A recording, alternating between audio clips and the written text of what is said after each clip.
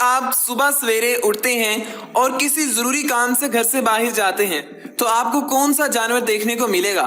زیادہ تر کیسز میں آپ کو کیٹ یا پھر ڈاگ ہی نظر آئے گا، مگر آپ کو ان جانوروں کے ساتھ ساتھ اگر ڈائناسورس بھی دیکھنے کو ملیں تو آپ کو کیسا محسوس ہوگا؟ اب آپ سوچ رہے ہوں گے کہ کہاں ڈائناسورس اور کہاں 21ویں صدی، بھلا اس دور میں ڈائناسورس کیسے نظر آئے گا؟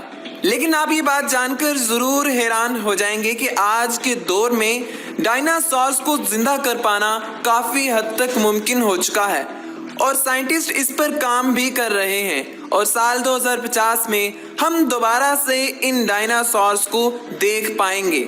اور دوستو، یہ کیسے ممکن ہوگا؟ یہ سب جاننے کے لیے اس ویڈیو کو آخر تک ضرور دیکھیے گا، اور اس ویڈیو کو غلطی سے بھی بند مت کیجیے گا، ورنہ آپ بہت ہی اہم چیز مس کر دیں گے۔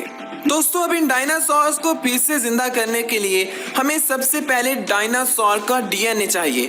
دوستو، آج سے 6.5 کروڑ سال پہلے ڈائناسورس اس دنیا سے مکمل طور پر ختم ہو گئے تھے۔ ختم ہونے کے پیچھے کیا وجہ تھی، اس کے بارے میں کافی زیادہ تھیریز موجود ہیں۔ اب دوبارہ سے ڈائناسور کا ڈی این اے حاصل کرنے کے لیے 6.5 کروڑ سال پیچھے جانا تو بالکل امپوسیبل ہے۔ تو دوستو، اس کے لیے اب ہمیں ایک ایسے جانور کی ضرورت پڑنے والی ہے جو کہ دکھنے میں ڈائناسور کے جیسے ہوں۔ تو ہمارے ذہن میں سب سے پہلے خیال آتا ہے ڈائناسورس کا یا پھر کوموڈو ڈریگن کا، مگر یہ خیال بالکل غلط ہے۔ ہم جس جانور کے ڈی این اے سے ڈائناسور کو واپس لائیں گے وہ جانور صرف اور صرف ایک معمولی سا پرندہ ہے۔ جوریسک پارک میں کام کرنے والے ایک سائنٹسٹ جیک ہورنر کے مطابق ڈائناسور کو پھر سے زندہ کرنے کے لیے سب سے اچھا آئیڈیا صرف ایک پرندہ ہے۔ اور دوستو، آپ کو بتاتا چلوں اور آپ یہ جان کر حیران ہو جائیں گے کہ وہ پرندہ صرف اور صرف ایک چکن ہے، اور چکن سے بننے والے ڈائناسور کو ہم چکنو ڈائناسور کہیں گے۔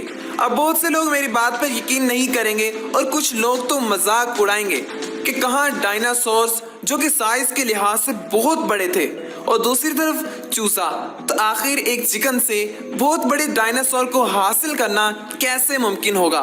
تو دوستو، آپ کو بتاتا چلوں، جیک ہورنر کے مطابق چکن ایمبریو کے اندر موجود ڈائناسور کے پریزرویٹو اور ان ایکٹیو جین کو ہم کسی طرح سے زندہ کر پائے تو ہم اس چکن کی مدد سے ڈائناسور کو واپس لانے میں کامیاب ہو جائیں گے۔ اور اب اس چکن کو ڈائناسور میں کنورٹ کرنے کے لیے 3 جینیٹک انجینئرنگ پرابلمز کو سولو کرنا پڑے گا، جو کہ ہے ایک لمبی پونچھ اور پھر بنا چونچ والا منہ جس میں دانت ہونے چاہیے، اور تیسرا ہے پروں کی بجائے ہاتھ، انگلیاں اور نوکیلے ناخن۔ بس اگر ان 3 پرابلمز کو ہم سولو کر پائیں تو ہم زیادہ دور نہیں بلکہ سال 2050 کے قریب ہی ڈائناسورس کو زندہ دیکھ پائیں گے۔ لیکن ان کے زمین پر آنے کے بعد ہمیں کیا کیا بدلاؤ دیکھنے کو ملیں گے، اب اس کے بارے میں بات کرتے ہیں۔ تو ڈائناسورس کے زندہ ہونے کے بعد سب سے پہلے وہی ہوگا جو ڈائناسورس کی موویز میں ہوا تھا، یعنی ایک جوریسک پارک اوپن کرنا پڑے گا۔ جیسے ہم چڑیا گھر میں گھومنے پھرنے کے لیے جاتے ہیں، اسی طرح ہم جوریسک پارکس میں گھومنے پھرنے کے لیے جایا کریں گے۔ اور ناظرین، ماہرین کے مطابق کچھ ڈائناسورس کو ہم جانوروں کی جگہ کھیتی باڑی میں استعمال کر پائیں گے۔ جو ڈائناسورس کچا گوشت کھاتے ہیں، ان کے بارے میں خاص احتیاط کرنی ہوگی، نہیں تو یہ گوشت خور ڈائناسور جنگل میں کسی بھی جاندار کو زندہ نہیں چھوڑیں گے اور ہماری خوراک کا سارا نظام درہم برہم ہو جائے گا۔ اور دوسری طرف سمندروں میں رہنے والے ڈائناسورس آرام سے پانی میں رہ سکیں گے، لیکن ہمیں ایک بات کو مد نظر رکھنا پڑے گا، کیونکہ یہ ڈائناسورس کافی بڑے ہوتے ہیں تو ان کی خوراک بھی بہت زیادہ ہوتی ہے، تو ان کے کھانے کے لیے سمندر میں موجود مچھلیاں بھی کم پڑ سکتی ہیں۔ اب تک تو ہم بات کر رہے تھے آنے والے کل کی، مگر اب بات کریں اس ایسٹرائیڈ کی جس کے زمین سے ٹکرانے کے بعد یہ ڈائناسورس ہمیشہ کے لیے ختم ہو گئے تھے۔ اگر وہ ایسٹرائیڈ زمین سے نہ ٹکراتا تو آج ان ڈائناسورس کا کیا ہوتا؟ یقیناً آپ سوچ رہے ہوں گے کہ آج بھی یہ زندہ ہوتے، مگر آپ کو بتا دوں کہ اگر یہ ڈائناسورس ماضی میں قدرتی آفات سے بچ بھی جاتے اور آج زندہ ہوتے تو ہم انسان انہیں کبھی بھی زندہ نہ رہنے دیتے۔